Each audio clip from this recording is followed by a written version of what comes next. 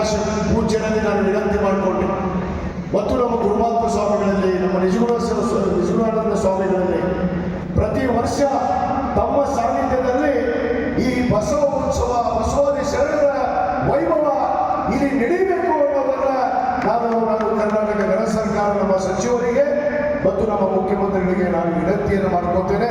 ಪ್ರತಿ ವರ್ಷ ಪೂರ್ಣ ಸಂಘದಲ್ಲಿ ಈ ಬಸವಾದಿ ಶರಣರ ವೈಭವ ನಡೀಬೇಕು ಅಂದಾಗ ಇವತ್ತು ನಮ್ಮ ಆಚಾರ, ನನ್ನ ಬಸವಣ್ಣನವರ ಆಚಾರ ವಿಚಾರಗಳನ್ನು ನಾವು ಈ ನಾಡಿಗೆ ಸಂದೇಶವನ್ನು ಕೊಡೋದಕ್ಕೆ ಮಾತ್ರ ಸಾಧ್ಯ.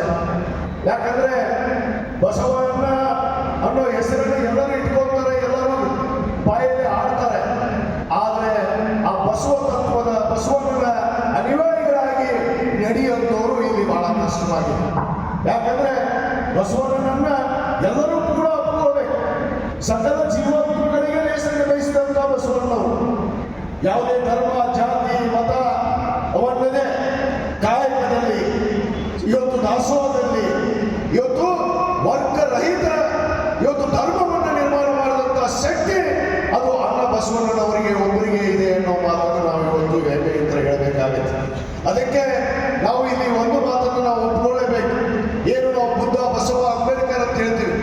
ಯಾಕೆ ಬುದ್ಧ, ಬಸವ, ಅಂಬೇಡ್ಕರ್ ಅವರನ್ನ ನಾವು ನಮ್ಮ ಆತ್ಮಸಾಕ್ಷಿಯಾಗಿ ಒಪ್ಕೊಳ್ತೀವಿ ಅಂದ್ರೆ ಆ ಮಾನವ ಕುಲಕ್ಕೆ, ಮಾನವ ಕುಲಕ್ಕೆ ಒಂದು ಶಕ್ತಿಯನ್ನ, ಒಂದು ಸ್ವಾಭಿಮಾನವನ್ನ ನೀಡಿದಂತಹ ಪುಣ್ಯಾತ್ಮರು ಅದು ಬುದ್ಧ, ಬಸವ, ಅಂಬೇಡ್ಕರ್ ಅವರನ್ನ ಮಾತನ್ನು ಕೂಡ ನಾವು ಬಹಳ ಹೆಮ್ಮೆ ಅಂತ ಹೇಳಬೇಕಾಗುತ್ತೆ. 12ನೇ ಶತಮಾನದಲ್ಲಿ ಅಣ್ಣ ಬಸವಣ್ಣನವರು ಇವತ್ತೇನು ಸಮಾನತೆಯನ್ನ, ಅಹಿಂಸೆಯನ್ನ ಸಹಿಸದೆ ಎಲ್ಲರಿಗೂ ಕೂಡ ಸಮಾನತೆಯನ್ನು ಕೊಟ್ಟು ಇವತ್ತು ಸುಮಾರು 770 ಶರಣರನ್ನ ಇವತ್ತು ಅನುಭವ ಮಂಟಪದಲ್ಲಿ ಸಾಮಾನ್ಯ ಅಲ್ಲಮ ಪ್ರಭುಗಳು ಅವರ ಅಧ್ಯಕ್ಷತೆಯಲ್ಲಿ ಇವತ್ತು ಏನೊಂದು ಫಸ್ಟ್ ಪಾರ್ಲಿಮೆಂಟ್ ನಮ್ಮ ದೇಶದಲ್ಲಿ ನಡೆದಿತ್ತು. ಅದು ಇವತ್ತು ಕೂಡ ನಾವು ಇವತ್ತು ಸಂಸದ ಏನು ಸಂವಿಧಾನ ಮತ್ತು ನಮ್ಮ ಸಂಸದಗಳಲ್ಲಿ ನಾವು ಮಾತಾಡುವಂಥ ಒಂದು ಹಕ್ಕನ್ನ ನೀಡಿದಂಥವ್ರು ಇವರೆಲ್ಲ ಪುಣ್ಯಾತ್ಮರು.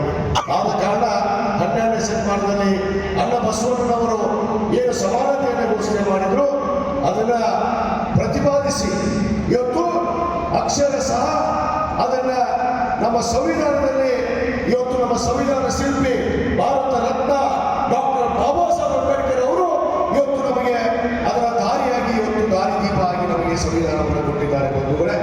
ಆದ ಕಾರಣ ಇನ್ನು ಹೆಚ್ಚಿಗೆ ಸಮಯವನ್ನು ನಾನು ತೆಗೆದುಕೊಳ್ಳೋದಿಲ್ಲ. ಈಗಾಗಲೇ ಪೂಜ್ಯರು ಎಲ್ಲರೂ ಮಾತಾಡಿದ್ದಾರೆ.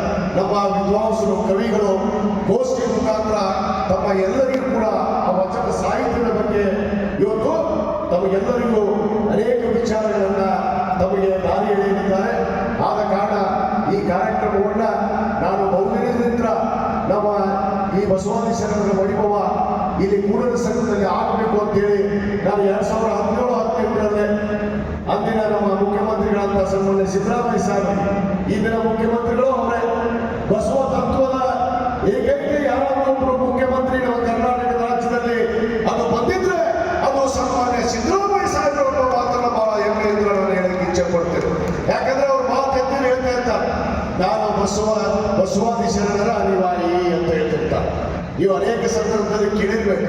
ಅದರ ತಕ್ಕ ನಡೆಯುವಂತ ಒಬ್ಬ ಮುಖ್ಯಮಂತ್ರಿಗಳು ಇವತ್ತು ನಮಗೆ ಸಿಕ್ಕಿದ್ದು ಬಹಳ ಪುಣ್ಯ. ಅವರು 17ರಲ್ಲೇ ನನಗೆ ಅನುಮತಿಯನ್ನು ಕೊಟ್ಟಿದ್ರು. ಕನ್ನಡ ಮತ್ತು ಸಂಸ್ಕೃತಿ ಇಲಾಖೆಯಿಂದ ಅಂದಿನ ಸಚಿವರು 20 ಲಕ್ಷ ರೂಪಾಯಿ ಅನುದಾನವನ್ನು ಕೂಡ ನೀಡಿದ್ರು ಈ ಕಾರ್ಯಕ್ರಮವನ್ನು ಮಾಡಬೇಕು ಅಂತೇಳಿ.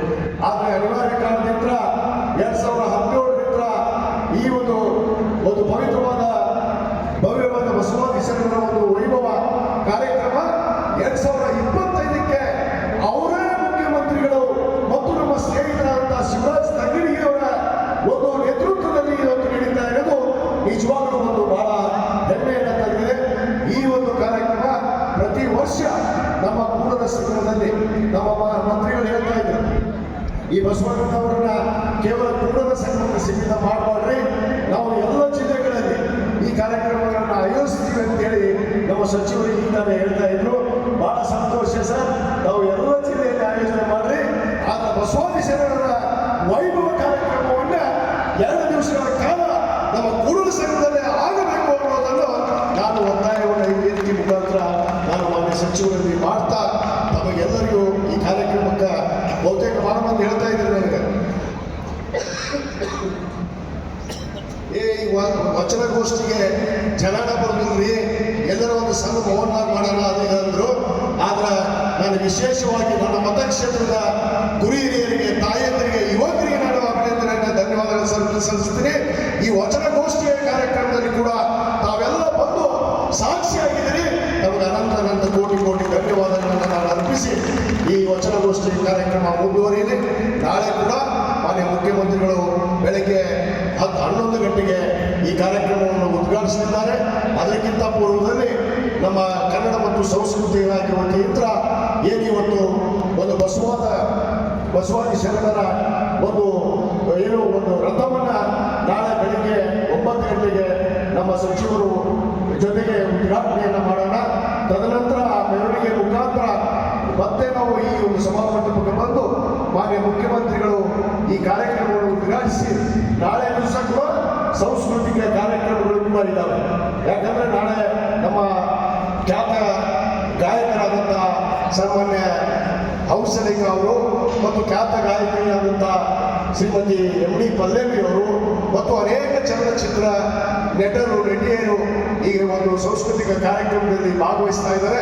ಆದ ಕಾರಣ ನಾನು ಎಲ್ಲರಲ್ಲಿ ಮತ್ತೊಮ್ಮೆ ವಿನಂತಿ ಮಾಡ್ಕೊಳ್ತೇನೆ, ನಾಳೆ ದಿವಸ ಕೂಡ ತಾವು ಬೆಳಗ್ಗೆ 9 ಗಂಟೆಗೆ ಏನು ಬಸವ ರಥ ಇವತ್ತು ಮೆರವಣಿಗೆ ಪ್ರಾರಂಭ ಆಗುತ್ತೆ, ತಾವೆಲ್ಲರೂ ಬಂದು ಆ ಕಾರ್ಯಕ್ರಮದಲ್ಲಿ ಕೂಡ ಪಾಲ್ಗೊಳ್ಳಬೇಕು.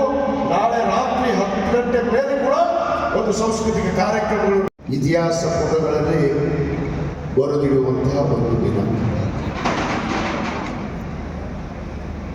ಸುಮಾರು 987 ವರ್ಷಗಳ ನಂತರ 12ನೇ ಶತಮಾನದಲ್ಲಿ ಈ ಒಂದು ಪವಿತ್ರವಾದ ಪುಣ್ಯ ಭೂಮಿ ಮೇಲೆ ಬಸವಾದಿ ಪ್ರಮುಖರು ನಾವು ಇತಿಹಾಸ ಪುಟಗಳಲ್ಲಿ ಓದಿರುವಂತಹ ಬಸವಾದಿ ಶರಣರು ಸುಮಾರು 700ಕ್ಕೂ ಹೆಚ್ಚು ಜನ ಶರಣರು ಅಂದು ಕೂಡಲ ಸಂಗಮದಲ್ಲಿ ಈ ಒಂದು ಪವಿತ್ರವಾದ ಭೂಮಿ ಮೇಲೆ ಆ ಬಸವಾದಿ ಎಲ್ಲ ಶರಣರು ನಡೆದಾಡಿರುವಂಥ ಒಂದು ಪುಣ್ಯ ಭೂಮಿಯಲ್ಲಿ ಇವತ್ತು ಬಸವಾದಿ ಶರಣರ ಒಂದು ವೈಭವ ಒಂದು ಕಾರ್ಯಕ್ರಮ ಇವತ್ತು ನಮ್ಮ ಕರ್ನಾಟಕ ಗಣ ಸರ್ಕಾರ ನಮ್ಮ ಮಾನ್ಯ ಮುಖ್ಯಮಂತ್ರಿಗಳಾದಂತಹ ಸನ್ಮಾನ್ಯ ಸಿದ್ದರಾಮಯ್ಯ ಸಾಹೇಬರು ಇವತ್ತು ಅನುಭವ ಮಂಟಪದ ಬಸವಾದಿ ಶರಣರ ವೈಭವ ಎನ್ನುವ ಈ ಇತಿಹಾಸ ಪುಟಗಳಲ್ಲಿ ಬರೆದಿರುವಂತಹ ಕಾರ್ಯಕ್ರಮವನ್ನು ಇವತ್ತು ನಮ್ಮ ಹುನಗುಂದದಲ್ಲಿ ಅದು ಕೂಡಲ ಸಂಗಮದಲ್ಲಿ ಪ್ರಥಮ ಬಾರಿಗೆ ಇವತ್ತು ಆಯೋಜನೆ ಮಾಡಿದ್ದು ನಮ್ಮೆಲ್ಲರ ಭಾಗ್ಯ ಪುಣ್ಯ ಅನ್ನೋ ಮಾತನ್ನು ನಾನು ಮತ್ತೆ ಬಂದಿದ್ದೇನೆ. ಯಾಕಂದ್ರೆ ನಾವು ನೀವು ಪುಸ್ತಕದಲ್ಲಿ ಓದಿದ್ದೀವಿ, ಕೇಳಿದ್ದೀವಿ. ಇದೀಗ ತಾನೇ ವೇದಿಕೆ ಮೇಲೆ ಸಾನ್ನಿಧ್ಯವನ್ನು ವಹಿಸಿರುವಂತ ಎಲ್ಲ ಪೂಜ್ಯರ ಆಚಾರ ವಿಚಾರಗಳನ್ನು ನಾವು ತಿಳ್ಕೊಂಡ ಮೇಲೆ ಮಾನವ ಕುಲ ಕಲ್ಯಾಣಕ್ಕಾಗಿ ಮಾನವ ಧರ್ಮಕ್ಕೆ ಇವತ್ತು ಗೌರವವನ್ನು ಸಕಲ ಜೀವಾತ್ಮಗಳಿಗೆ ನೇಸಕ್ಕೆ ಬಯಸಿರುವಂತಹ ಪುಣ್ಯಾತ್ಮ, ಏಕೈಕ ಪುಣ್ಯಾತ್ಮ ಈ ಪವಿತ್ರವಾದ ನಮ್ಮ ಭೂಮಿ ಮೇಲೆ ಜನಿಸಿದಂಥವರು ಅದು ಅಣ್ಣ ಬಸವಣ್ಣನವರು, ಜಗಜ್ಯೋತಿ ಅಣ್ಣ ಬಸವಣ್ಣನವರು ಅನ್ನೋ ಮಾತನ್ನು ನಾವು ಬಹಳ ಹೆಮ್ಮೆಯಿಂದ ಹೇಳಬೇಕಾಗುತ್ತೆ. ಒಂದು ವೇಳೆ ಈ ಒಂದು ಪವಿತ್ರವಾದ ಕಾರ್ಯಕ್ರಮವನ್ನು ನಮ್ಮ ಕನ್ನಡ ಮತ್ತು ಸಂಸ್ಕೃತಿ ಇಲಾಖೆಯ ಸಚಿವರಾದಂತಹ ಶಿವರಾಜ್ ತಂಗಡಿಯವರು ಮತ್ತು ನಮ್ಮ ಮಾನ್ಯ ಮುಖ್ಯಮಂತ್ರಿಗಳು ಏನು 2025-26ನೇ ಆಯವ್ಯಯದಲ್ಲಿ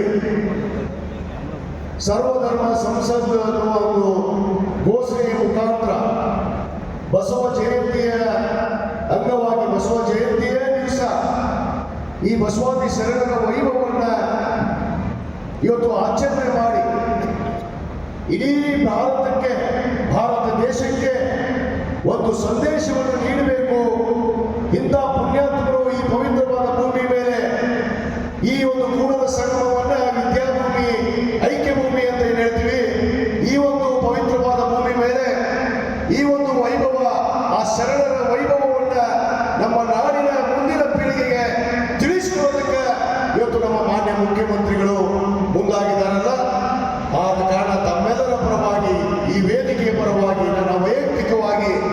ನಾನು ವಿಶೇಷವಾದ ಅಭಿನಂದನೆಯನ್ನ ಧನ್ಯವಾದಗಳನ್ನು ನಾನು ಅರ್ಪಿಸಕ್ಕೆ ಬಯಸ್ತೇನೆ. ಯಾಕಂದ್ರೆ ಬಹುದಿನದ ಕನಸು